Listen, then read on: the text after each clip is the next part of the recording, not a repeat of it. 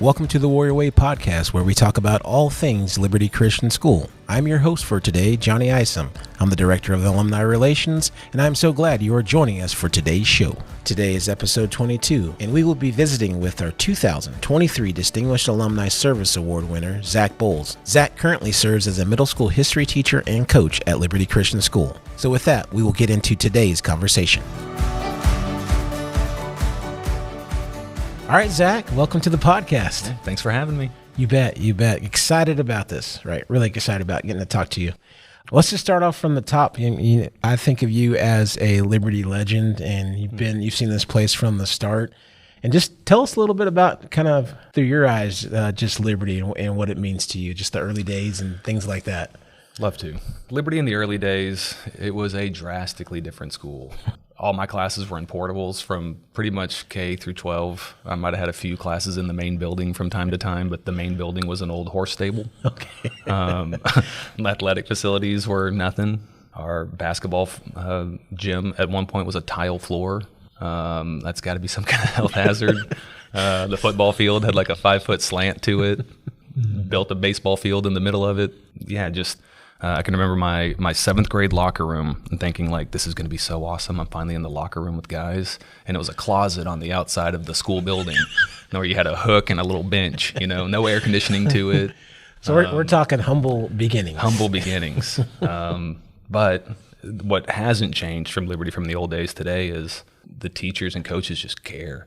And that was the thing that I loved the most about being at Liberty back then was I knew people had my back and that they supported me. But I also knew that they would hold me, I didn't like this at the time, but they would hold me accountable. Mm-hmm. And that's probably the thing I'm most thankful for now. I found out that I hold the school record in detentions. They started recording those, I guess, like my freshman year. I guess, congratulations. I guess. Since we do infractions now, I don't think that one's going to get beat. And so I was told I had 214 throughout high school. Oh my gosh. And so I needed correction. For sure. For sure. And I had teachers that were loving enough to not give up on me, to kind of help drive that out of me a little bit. Right. So when was your first kind of days on, I guess, grade on campus? Probably 1990. Okay. I think that would have been kindergarten with Miss Nicholas, with Marcy Nicholas. The great Marcy Nicholas. Absolutely. Yeah. And you talk about a Liberty legend. Yeah. That's her. Yeah, she was awesome. Yeah, that was my first class in a portable all the way. Well, so at your time here at Liberty, just what were you involved in as you kind of navigated your way through Liberty Christian? With Dad being who he was always, sports were always a big deal. Mm-hmm. I can remember being around the football. I mean, that's my earliest memories of Liberty is being around the football team. Gosh, being a water boy at Camp Copus, probably annoying so many high schoolers throughout that time of just wanting to be around them because they were so cool to a little kid, Mm-hmm. But that's probably my earliest memories when it comes to it, being around that. So people that we talked about Marcy Nicholas and just the person she was. Is there any names that kind of stand out as you look back on kind of your time here as people that really had an influence on your life? Big time. My dad's definitely one of those. Mm-hmm. He kind of set the tone that so many people followed, but Greg Price was such a big influence on me. My 9th grade history teacher. I teach the class he taught me now. And that's always kind of fun to think back on memories coming from there. Darren Crane. It's a weird memory, but we were having a terrible football practice one day. And I mean, they're furious with us because we're terrible. We can't get anything right. We can't do anything. We're not catching balls. And I made some uncharacteristic catch that I'm not normally able to do. And the things he said to me were so encouraging. And it was a moment in my life where it was like, I can do this. Mm-hmm. And it was he doesn't know it. It was a throwaway comment for him, but it was a huge character building, confidence building moment for me where I was like, I can do this. I can hang with some of these great athletes that we got. Cool. On top of him, man, Sam Blackman, 7th and 8th grade football coach. I mean, he was a tough guy. I mean, you could see that vein start to pop out on his forehead when he was getting upset. And he set the tone at the middle school level of how you're supposed to act as an athlete and what's expected at Liberty and the excellence that we're going to bring into what we do. He was huge on that. Robert Sampley being one of my JV coaches. He made sports fun. His role wasn't the guy that ground on athletes. He was the good cop. And when it's the funnest year of football I had, was my sophomore year playing JV football. I mean, we go to the state game the next year. Yeah. And that was still it was a big part because of Robert Sampley. Phil Young was a big influence on me. Just how to work right, how to be a man. You know, our offensive coordinator and head track coach, and those are like my biggest impactful coaches. When it comes to teaching, there's two. Becky Shirley is my number one. Was not a strong student. Don't think that's going to shock too many people out there, but all my friends took honors classes. I never did. It just wasn't a thing. Sorry, Matt. I made better grades than my brother, and so Zak's cool. He didn't. There's no push to go to the AP courses or anything like that. And so the first time I ever figured out like I can do academics was in her junior history class. It's the only academic award I ever got in school. And that absolutely she helped instill a love of history. I've tried to teach the way she taught. I loved having her class. And she doesn't know it, but she was incredibly impactful. I mean, she was my first department chair when I got hired here. So it was weird that she was a coworker. Yeah. And she'd be like, call me Becky. No, Miss Shirley. You're Miss Shirley. Just too much respect for that woman to, you had to call her by her first name. No way. And then Sarah Lippy. Senior English, for those of you who haven't got to have Dr. Lippy lately after she retired, that was like a badge of honor that you passed senior English. And I think one of the things later on was how did Liberty prepare me for college? Man, I never opened a book in a English class in college. You can ask her. I was not a great English student. A's in both my freshman English classes. I mean, it was cake after going through the rigor that she put us through, which is one of the things I love about Liberty. I mean, it absolutely prepared me for going into those classes. For sure. I talked to so many alumni that just praise Sarah just for the impact that she made on their lives. And it's neat about the coaches that you mentioned, because just as a young coach for me, a lot of those names that influenced you actually influenced me. And Liberty was my first kind of real job. And I learned a lot from that group that you were learning from as well. So that's really, really cool. As far as people that you hung out with while you were at Liberty, are you able to maintain some relationships that you still talk to frequently, or are you able to do that? Oh, yeah, big time. That's one of the things I love the most about being at Liberty for how long I was. I made my best friends at Liberty. One of my best friends was from kindergarten, and we went all the way through together. That was John Admire. I'm actually going to a Ranger game with him tomorrow. Okay, go Rangers. Aaron Slack, I knew in third grade, going to the Ranger game with him tomorrow. Okay. John Marston, fourth grade. Jonathan Combs, fourth grade. Still pretty good friends with Jonathan's older brothers, Jacob Combs and Jeremy Combs. I do feel like old Liberty, there was a lot of that where kids were coming in earlier and staying the entire time, which is great. We get a lot of transfers in now a little bit later, but I feel like back in the day, as you say, like the kids were coming in early and investing years. So it's really some deep relationships that we all could form. And that was the awesome part of it is most people I talked to, they made their best friends in college. They met people later in life. It's a work friend or something. Mine are elementary school. And like John Admire, since we knew each other at 6 years old, his youngest brother is like 8 years younger than him, or 7 years. Like I've known him longer than he's known one of his own brothers. And that's a weird fact. That's really cool. That's irreplaceable. Those guys have been there for me in the hardest times of my life. They live across the country, and they're there for me in an instant. In the same way, I'm there for them too. But I'm so thankful for Liberty because of those friendships that I made. For sure. Let's talk through a little bit about your transition from leaving Liberty, hitting college, and then ultimately, becoming a staff member here. Yeah, that was weird. That first year was really weird. The transition out of Liberty, I started out at Texas Tech and realized really quickly there, this is not the place for me. I really love the small atmosphere that Liberty has. When I was at Tech, I was one of hundreds in a class. There's no talking to the professor. I wasn't ready for that. But what Liberty prepared me for college rigor and classes. I was more suited though for a smaller setting. And so after I transferred out of Tech, I ended up at Howard Payne University and Stingham Jackets. And 2009 Women's National Champions, undefeated. Basketball. Respect. That's all we got. Once I got into Howard Payne, it was more like Liberty. It was a smaller class size. Man, like I said, having some of the classes I had here, it made it easy. Poor math teachers here. There's nothing you could have done. You did your best.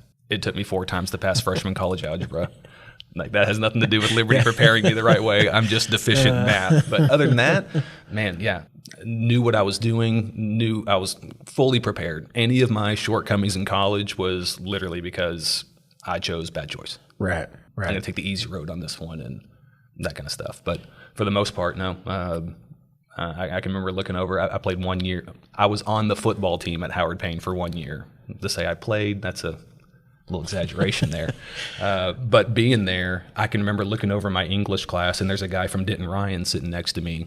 And we have to write like a 3-paragraph thing for homework. And the dude's bawling. And he's like, I don't know what a paragraph is. And that just blew my mind. Yeah. coming from Dr. Lippy, yeah. And so I sat him down and, hey, man, this is how you do it. And that was kind of one of the first moments that it was like, I think I can teach somebody. Because I just showed this guy how to do English, and I'm not an English guy. So you go into college not necessarily thinking you're going to teach, and probably not going to teach at Liberty. Then, so when does it become, hey, this may be going back to Liberty to do this?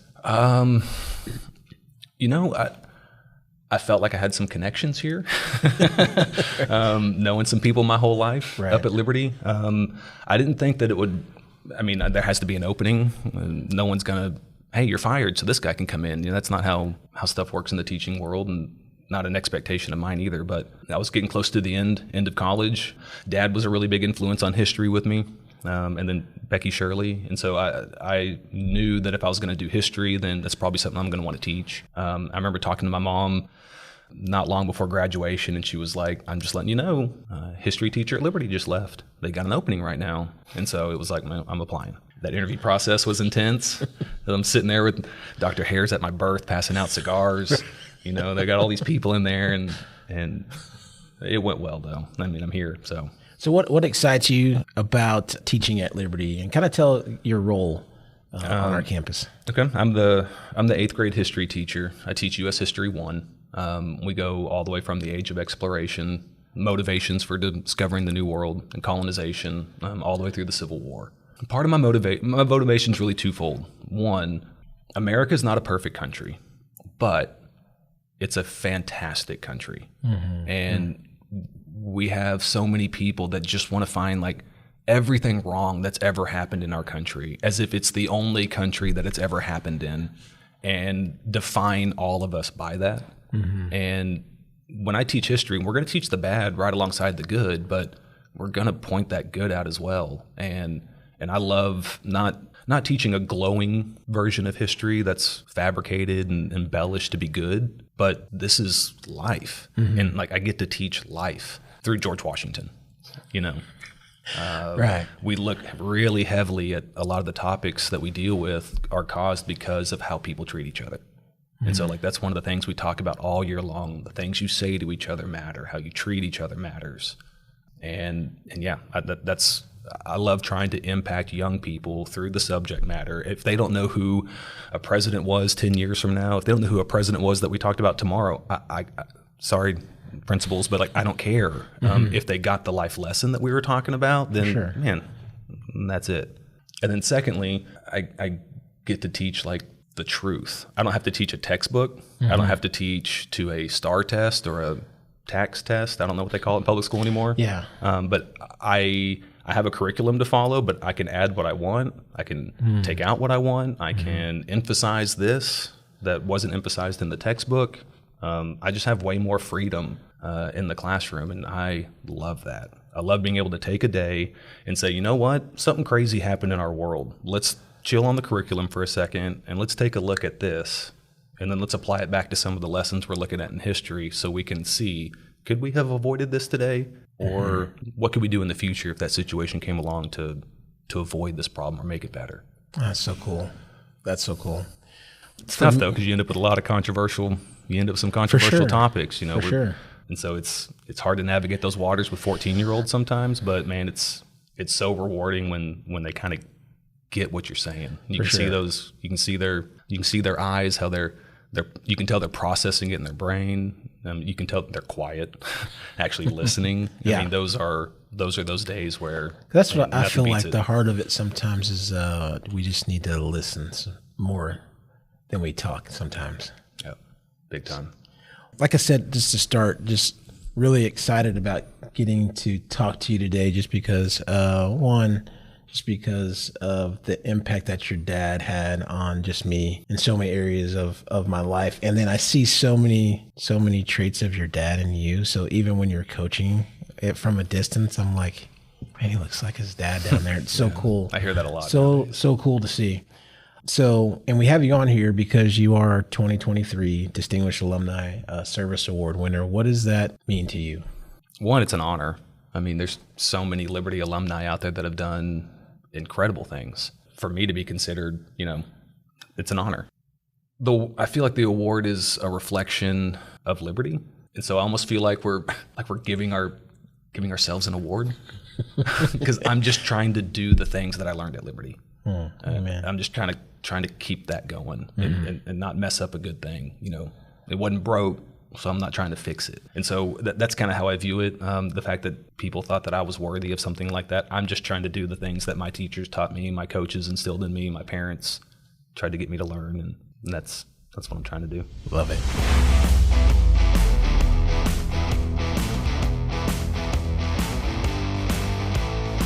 Ladies and gentlemen, it's time for the lightning round. Here we're going to have our guests answer as many questions as possible in 30 seconds. Zach, are you ready? I'm ready. Hot or cold vacations? Hot. What Liberty athlete did you admire most growing up? I played with him. It's James Mitchell.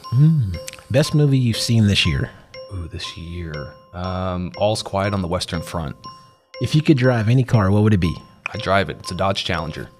Childhood nickname? Swadley. And no one knows what it even means or where it came from. That's right. If you weren't an educator, what would you be doing for a living?